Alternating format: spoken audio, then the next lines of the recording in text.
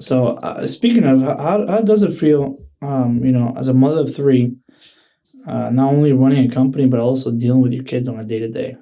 And for transparency, Dania is the one who wakes up the kids, prepares them, takes them to school. And for the most part, because now I'm picking up one of my kids basically on a daily. Mm-hmm. And for the most part, she'll pick them up, she'll bring them home, she'll feed them, she'll also help, get them bathed and ready for bed. For all the women, it's like, what the fuck do you do in any of this, Number one, I do the stuff that just needs to be done, which is create order in my house. You guys should be in my house for a couple of days, and you're going to see the chaos that ensues when I'm not there. And Danny had this very experience when I went to Poland for a week. The chaos that's in his household without a strong man. Number one. Number two, I provide us defense. I provide us stability. I provide our children a role model to be able to, build themselves after. So, and apart, I also work and build this company, et cetera, et cetera, et cetera. So don't come attacking me. So because I know how this works. So I ask you, how do you balance that on a day to day? And at the same time, have the patience to deal with me. I think that I was struggling with that before, but mostly now it's more like I have learned to take my time in the sense of like my working out, my routines, my nails. Which, by the way, I'm so proud of her. My hair. I've been working out consistently for maybe like the last 5 years, and I've been trying to get her to do it, and she finally understood the message, convinced herself, and she's been working out consistently, I would say, for the last, 3 months, 4 months? 4 months. So congrats to that. Keep it up. Yeah. I think that's important. You need your time, first of all, to feel healthy and to have energy, to have the time to do all that.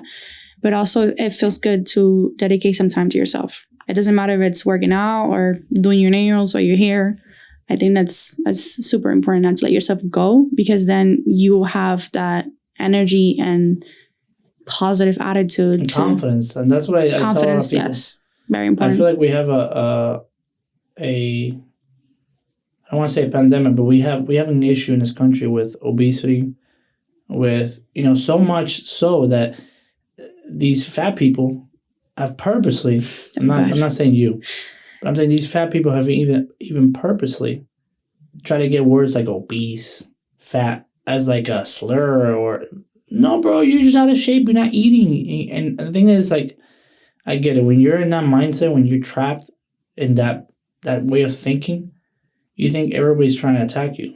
And the fact is, we're not trying to attack you. We want the best of you. When you work out, when you eat, you're not trying to convince everybody else. You're trying to convince yourself that you want to achieve the best possible version of yourself. And trust me, when you're in shape, there's nothing like it.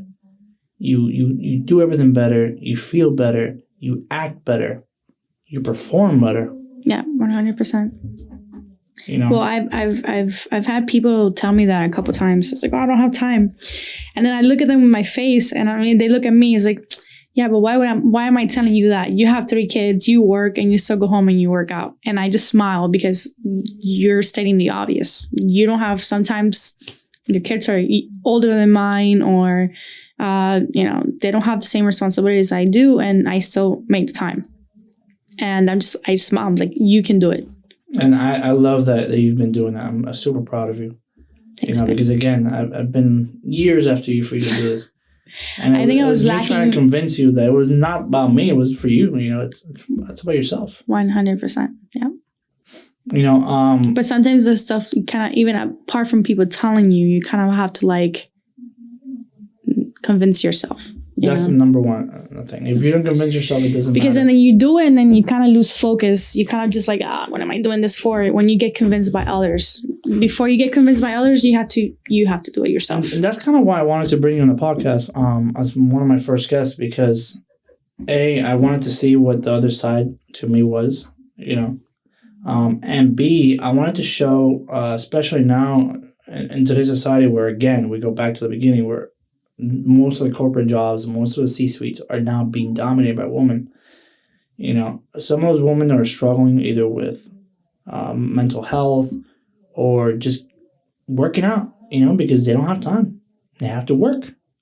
I wanted to show what an example looked like of somebody who does work, puts in, 60 hours a week at least, has 3 kids, and at the same time, you got to put up with my shit, because I'm a very demanding person, And when I don't, I go in these little, I want to say, monk-like process where I just go in silence for a couple of days. Yeah.